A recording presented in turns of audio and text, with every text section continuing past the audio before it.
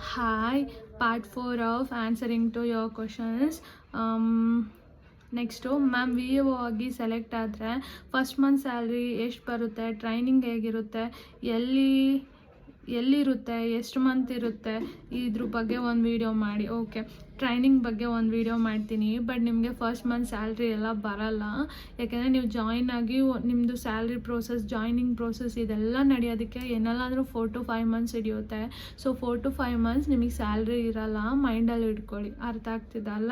So ಇನ್ನು training ಬಂದುಬಿಟ್ಟು training ಇರುತ್ತೆ. ವಿ ಎ ಒ ಆದಮೇಲೆ 2 ಮಂತ್ಸ್ ಟ್ರೈನಿಂಗ್ ಇರುತ್ತೆ. But it depends on district. ಕೆಲವೊಂದು ಕಡೆ 3 ಮಂತ್ ಇದೆ, ಕೆಲವೊಂದು ಕಡೆ 1 ಮಂತ್ ಕೂಡ ನಡೆದಿದೆ, ಕೆಲವೊಂದು ಕಡೆ ಜಸ್ಟ್ 20 ಡೇಸ್ ಕೂಡ ನಡೆದಿದೆ.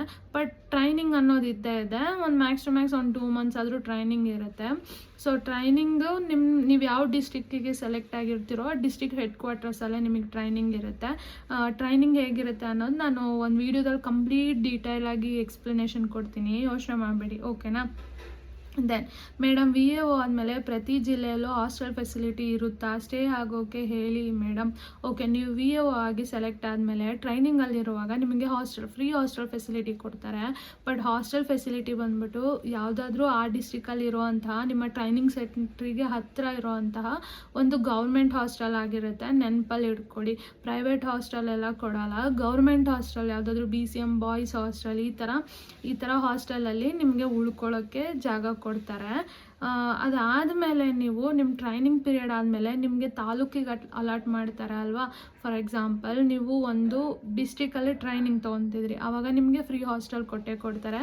ಇಲ್ಲಾಂದರೆ ಅರೇಂಜ್ಮೆಂಟ್ ಏನಾದರೂ ಮಾಡಿಕೊಡ್ತಾರೆ ನೀವು ಉಳ್ಕೊಳ್ಳೋದಕ್ಕೆ. ಮೇಯ್ನಾಗಿ ಹಾಸ್ಟೆಲ್ ಫೆಸಿಲಿಟಿ ಇರುತ್ತೆ. ಯೋಚನೆ ಮಾಡಬೇಡಿ, ನೀವು ಅದಕ್ಕೆಲ್ಲ ದುಡ್ಡು ಖರ್ಚು ಮಾಡಬೇಕು, ನಾನು ಸಪ್ರೇಟಾಗಿರಬೇಕು, ಅದೆಲ್ಲ ಏನೂ ಇಲ್ಲ, ಆರಾಮ್ಸೆ ಇರ್ಬೋದು.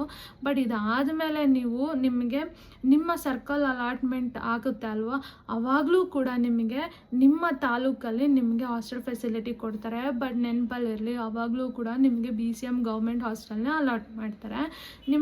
ನಿಮ್ಮದು ಒಂದು ಏನು ಟೈಮ್ ಪೀರಿಯಡ್ ಇರುತ್ತಲ್ಲ, ನೀವು ಫಸ್ಟ್ ಸ್ಟಾರ್ಟಿಂಗಲ್ಲಿ ಜಾಯ್ನ್ ಆದಾಗ ಟ್ರೈನಿಂಗ್ ಪೀರಿಯಡಲ್ಲೇ ಇರ್ತೀರ. ತಾಲೂಕು ನಿಮ್ಮ ಸರ್ಕಲಲ್ಲಿ ಅಲಾಟ್ ಮಾಡಿದಾಗಲೂ ಕೂಡ ನೀವು ಟ್ರೈನಿಂಗ್ ಪೀರಿಯಡಲ್ಲೇ ಇರ್ತೀರ.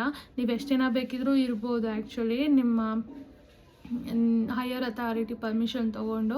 ಬಟ್ ಒಂದಿನ ಆದಮೇಲೆ ನಿಮ್ಮದು ಟ್ರೈನಿಂಗ್ ಎಲ್ಲ ಮುಗಿದ್ಮೇಲೆ ನೀವು ಅದನ್ನು ಬಿಟ್ಟು ಹೋಗಬೇಕಾಗುತ್ತೆ. ತುಂಬ ಲಾಂಗ್ ಟೈಮ್ ಕೊಡೋಲ್ಲ. ಮ್ಯಾಕ್ಸ್ ಟು ಮ್ಯಾಕ್ಸ್ ನೀವು ಜಾಯ್ನ್ ಆಗಿ ಒಂದು 6 ಮಂತ್ಸ್ ತನಕ ನೀವು ಹಾಸ್ಟೆಲ್ ಫೆಸಿಲಿಟಿನ ಯೂಸ್ ಮಾಡ್ಕೊಬೋದು. ಆಮೇಲೆ ನೀವೇನಾದರೂ ನಿಮ್ಮ ಸಪ್ರೇಟ್ ಸ್ಟೇ ಮಾಡ್ಕೊಬೇಕಾಗುತ್ತೆ. ಮೇ ಬಿ ಈ ವಿಡಿಯೋ ಹೆಲ್ಪ್ಫುಲ್ ಆಯಿತು ಅಂದ್ಕೊತೀನಿ. Thank you.